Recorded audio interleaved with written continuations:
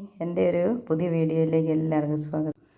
ഇതെന്ത് പൊടി ചേർത്തുണ്ടാക്കിയ അച്ചാറാണെന്ന് നിങ്ങൾക്ക് തോന്നുന്നത്? ഇത് കാന്താരി മുളക്, ഉണങ്ങിയ കാന്താരി മുളക് പൊടിച്ച് ഉണ്ടാക്കിയ അച്ചാർ പൊടി ചേർത്തതാണ്. അതിൻ്റെ ഒപ്പം കുരുമുളകും കടുകും ഉലുവയും മഞ്ഞളും കായവും ഒക്കെ ചേർത്ത് കേട്ടോ. നമ്മുടെ പാവയ്ക്ക അതിൻ്റെ രണ്ടറ്റമൊക്കെ ഞെട്ടുമാലും കളഞ്ഞ് അരിഞ്ഞെടുത്തിട്ടുണ്ട്. നമുക്കൊരു സ്പൂൺ ഉപ്പ് തിരുമ്മി ഒരു 10-15 മിനിറ്റ് വയ്ക്കാം. ഞെട്ടുമാലും കളഞ്ഞില്ല കേട്ടോ, അതാദ്യം തന്നെ അരിഞ്ഞ് ഒരല്പം പയറും ചേർത്ത് തേങ്ങയും ചേർത്ത് തോരനാക്കി ഒരു ചട്ടി അടുപ്പത്ത് വെച്ചിട്ടുണ്ട്. കായമാണ് ഞാൻ ഇട്ട് കൊടുത്തിരിക്കുന്നത്. അതൊന്ന് ചൂടാകുമ്പോഴത്തേനും കടുക് ഉലുവായും ഇട്ട് കൊടുക്കാം. 1 ടേബിൾ സ്പൂൺ കടുക് ഇടുന്നുണ്ട്. ഒരു 1/4 ടീസ്പൂൺ ആയില്ലെന്ന് തോന്നുന്നു അല്ലേ. 1/4 ടീസ്പൂൺ ഉലുവയും ഇട്ടു. നമുക്ക് ഒരു കൈ ഇട്ട് കൊടുക്കാം. തീ കത്തിച്ചു. കാന്താരി മുളക് ഒത്തിരി ചൂടാകുമൊന്നും വേണ്ട, നല്ലപോലെ ഉണങ്ങി സിപ്പിലൊക്കെ കവറിലാക്കി ഇട്ട് വെച്ചിരുന്ന, എന്നാലും പൊടിഞ്ഞു വരണമല്ലോ, അതിന് മാത്രം ഒന്ന് ചൂടാക്കുവാണ്. കാന്താരി മുളക് പൊടിക്കുമ്പം നമ്മുടെ മൂക്കും കണ്ണുമൊക്കെ നീറാതിരിക്കാനും തുമ്മാതിരിക്കാനും വേണ്ടിയിട്ട് അതിൻ്റെ കൂടെ ഒരല്പം ഉപ്പും കൂടെ ചേർക്കുന്നുണ്ട്. ചൂടായിട്ടുണ്ട്. ഇനി നമുക്ക് തീ കെടുത്താം. എന്നിട്ട് ഞാനൊരു 1/2 സ്പൂൺ ഉപ്പും കൂടെ ചേർത്തു. ഒന്നും കൂടെ ഇളക്കി പതുക്കെ ഒന്ന് തണുത്ത് കഴിയുമ്പോൾ നമുക്കിത് പൊടിച്ചെടുക്കാം. ഒരല്പം ഒരു 1/4 ടീസ്പൂൺ മഞ്ഞൾ പൊടിയും കൂടെ ചേർക്കാം. കാശ്മീരി മുളക് പൊടിയും ഒന്നും നമ്മൾ ചേർക്കുന്നില്ല, ഈ പൊടി മാത്രമേ ഉള്ളൂ. നമുക്കിനി അല്പം കുരുമുളക് പൊടിയും കൂടെ ഇട്ട് കൊടുക്കാം. അപ്പോൾ കുരുമുളക്, കായം, മഞ്ഞൾ, ഉപ്പ്,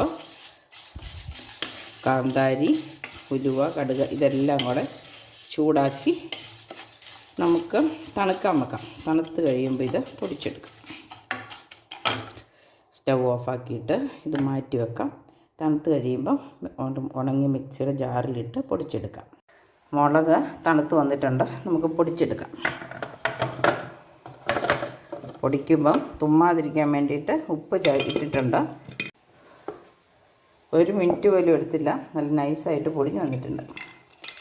ഇനി നമുക്ക് പാവയ്ക്ക വറക്കാം.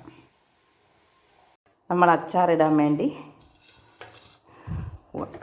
അരിഞ്ഞ് ഉപ്പ് തിരുമ്മി വെച്ചിരുന്ന പാവയ്ക്കാണിത്. കുറച്ച് വെള്ളം വന്നിട്ടുണ്ട്. നമുക്കൊന്ന് വറുത്ത് കോരാം.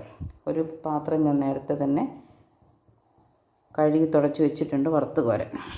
ചീനിച്ചട്ടി അടുപ്പത്ത് വെച്ചു. ഇനി നമുക്ക് എണ്ണ ഒഴിച്ചു കൊടുക്കാം.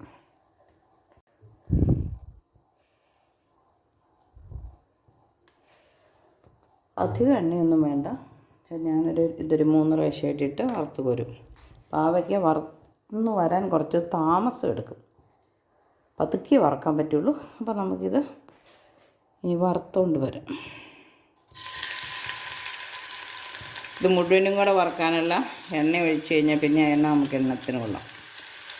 പാവയ്ക്ക വറുത്ത എണ്ണയ്ക്ക് വേറെ ഒന്നിനും കൊള്ളിയല്ലോ, കയ്പ്പല്ലേ. ആദ്യം ഇത്രയും ഇട്ടു, അടുത്ത പ്രാവശ്യം അത്രയും കുറച്ചെണ്ണ കുറയുമല്ലോ, അപ്പോൾ കുറച്ചും കൂടെ കുറച്ചേ ഇടാൻ പറ്റുള്ളൂ. ഇത് 3 പ്രാവശ്യമായിട്ട് വറുത്ത് കോരാം. നമ്മൾ ഈ അച്ചാറിനകത്ത് ചേർക്കുന്നത് കാന്താരി പൊടിയല്ലേ, കാന്താരി മുളക് പൊടിച്ചത്. അങ്ങനെ ഒരു സ്ഥിരം പരിപാടിയൊന്നും എനിക്കില്ലായിരുന്നു കേട്ടോ. ഞാൻ എൻ്റെ അടുത്തുനിന്ന് അച്ചാർ മേടിക്കുന്ന ഒരു സ്ഥിരമായിട്ട് അച്ചാർ മേടിക്കുന്ന ഒരു പുള്ളിക്കാരിയുണ്ട്. ആ പുള്ളിക്കാരിയെ പറഞ്ഞത് നെല്ലിക്ക കാന്താരി മുളക് പൊടിച്ചിട്ട് അച്ചാർ വേറൊരാളുടെ അടുത്തുനിന്ന് മേടിച്ച് നല്ല എണ്ണയൊക്കെ ഒത്തിരി, ഞാൻ ഇച്ചിരി എണ്ണയൊക്കെ കുറച്ച് അത്യാവശ്യത്തിന് എണ്ണ മാത്രമേ ചേർക്കാറുള്ളൂ. നന്നായിട്ട് എണ്ണയും ചേർത്ത് കാന്താരി മുളകും പൊടിച്ചിട്ട് നെല്ലിക്ക അച്ചാർ കൂട്ടിയിരുന്നു. അപ്പം ഞാൻ അതുപോലെ ഉണ്ടാക്കിത്തരാമോ എന്ന് ചോദിച്ച് ഉണ്ടാക്കി കൊടുത്തു. അപ്പോഴാണെന്ന് ഇനി പാവയ്ക്കയും കൂടെ അതുപോലെ ഒന്ന് ഇട്ട് നോക്കാമെന്ന് വിചാരിച്ചത്. നെല്ലിക്കയും ഇതുപോലെ കാന്താരി മുളക് പൊടിച്ചിട്ട് ഞാൻ അച്ചാറിട്ടായിരുന്നു. അതിൻ്റെ വീഡിയോ എടുത്തില്ല, കാരണം പരീക്ഷണമായിരുന്നല്ലോ. ഇനി നമുക്ക് ഒരു പ്രാവശ്യം കൂടെ നെല്ലിക്ക ഇടുവാണെങ്കിൽ ഞാൻ വീഡിയോ എടുത്ത് നിങ്ങളെ കാണിക്കാം.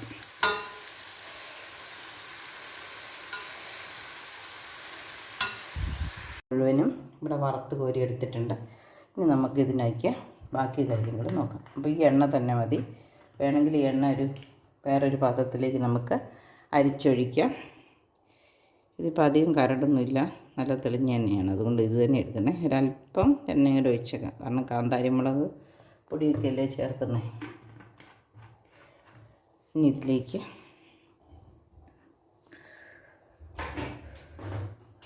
കടുക്, ഉലുവ, ഇഞ്ചി, വെളുത്തുള്ളി ഒക്കെ നമുക്ക് ചേർത്ത് കൊടുക്കാം. ഒരു പേരിന് 2-3 ഉലുവയേ ഉള്ളൂ, കാരണം നമ്മൾ അച്ചാർ പൊടിക്കകത്ത് ചേർത്തിട്ടുണ്ട്. പോരെങ്കിൽ പാവയ്ക്കയ്ക്ക് കയ്പ്പുണ്ട്, ഉലുവയ്ക്കും കയ്പ്പല്ലേ. കടുക് 1 ടീസ്പൂൺ കടുക് ഇട്ടിട്ടുണ്ട്.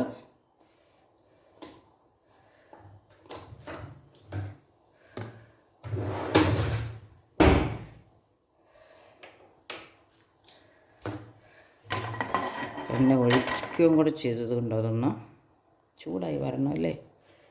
അല്പം ധൃതി കൂടിപ്പോയി.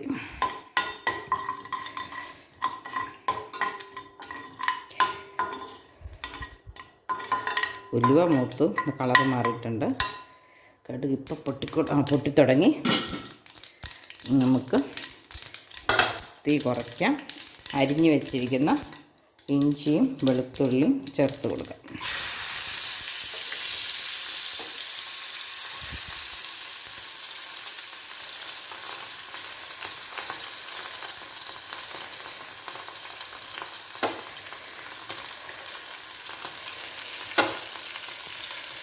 എപ്പോഴും ഇഞ്ചിയും വെളുത്തുള്ളിയും ഒപ്പമാണ് ഞാൻ എടുക്കുന്നത് കേട്ടോ. ചിലർ വെളുത്തുള്ളി പേരിനിട്ടിട്ട് ഇഞ്ചി കൂടുതലൊക്കെ ചേർക്കുന്നതായിട്ട് കണ്ടിട്ടുണ്ട്. പക്ഷേ എനിക്ക് ഇഞ്ചിയും വെളുത്തുള്ളിയും ഞാൻ എപ്പോഴും ഒരേ അളവിലാണ് എടുക്കുന്നത്.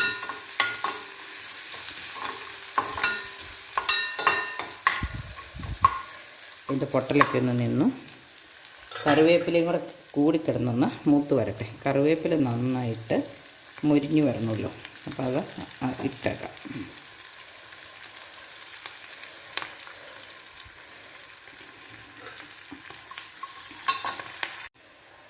കാന്താരി അച്ചാർ പൊടിക്കകത്ത് നമ്മൾ കുരുമുളക് പൊടി ചേർത്തതാണ്. എന്നാലും ആ കുരുമുളക് പൊടി മുഴുവൻ നമുക്ക് ചിലപ്പം ഇതിനാവശ്യം വരികയില്ല. അതുകൊണ്ട് ഞാൻ അല്പം കുരുമുളക് പൊടിയും കൂടെ ചേർക്കുവാണ്. അതുപോലെ തന്നെ അല്പം കായപ്പൊടിയും ചേർക്കുവാണ്.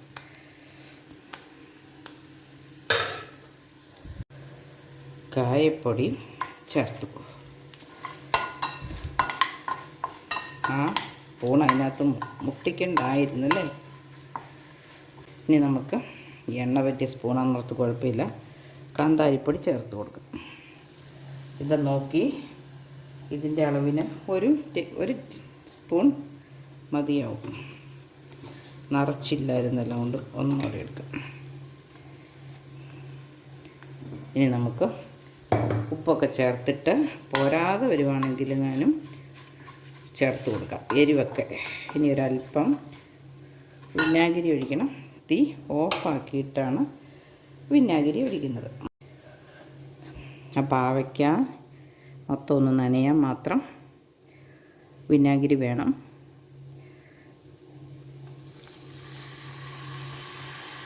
ഒരു 3 സ്പൂൺ ഒഴിച്ചിട്ടുണ്ട്. നമുക്ക് ഇതിലേക്ക് ഇത് ചേർത്ത് കൊടുത്ത് ഇളക്കി ഉപ്പ് പാകത്തിനാണോ എന്ന് നോക്കിയിട്ട് വേണമെങ്കിൽ ചേർത്ത് കൊടുക്കാം. എണ്ണ നല്ലപോലെ ഉണ്ട്, എണ്ണയ്ക്കകത്ത് കിടന്നാലും കേടാകില്ല. അതുകൊണ്ടാണ് കുറച്ച് വിനാഗിരി ഒഴിച്ചത്. എണ്ണ കുറവായിരുന്നെങ്കിൽ നമുക്ക് കൂടുതൽ വിനാഗിരി ഒഴിക്കേണ്ടി വന്നേനെ.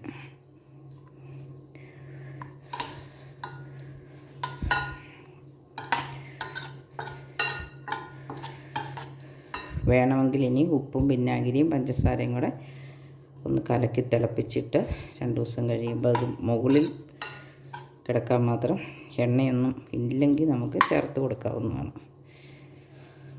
ഒന്ന് ടേസ്റ്റ് നോക്കാം.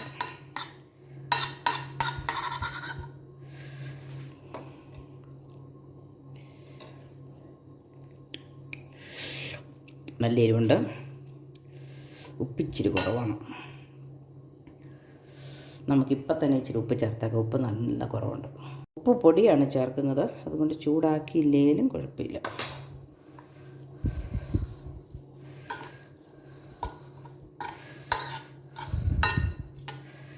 നല്ല എരിവും കയ്പ്പുമായിരുന്നു. ഇപ്പോൾ ഉപ്പിട്ടപ്പം ഉപ്പ് പാകത്തിനായി കാണാം.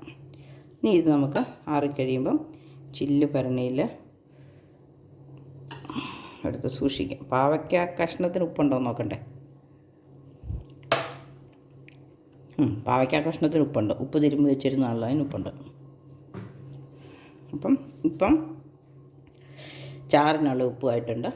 ഇനി നമുക്കിത് തണുത്ത് കഴിയുമ്പം അടച്ച് ഭരണിയിൽ സൂക്ഷിക്കാം. ചില്ല് ഭരണിയിൽ വേണം സൂക്ഷിക്കാൻ എപ്പോഴും അച്ചാറുകളെ. അപ്പം നിങ്ങൾക്ക് ഈ കാന്താരിപ്പൊടി ഇട്ട് പാവയ്ക്ക അച്ചാർ ഇഷ്ടപ്പെട്ടെങ്കിൽ ഷെയർ ചെയ്യണം, ലൈക്ക് ചെയ്യണം, ഉണ്ടാക്കി നോക്കണം. ചാനൽ സബ്സ്ക്രൈബ് ചെയ്യാത്തവർ സബ്സ്ക്രൈബ് ചെയ്യണേ. എല്ലാവർക്കും ഒരു പുതുവർഷം ആശംസിക്കുന്നു.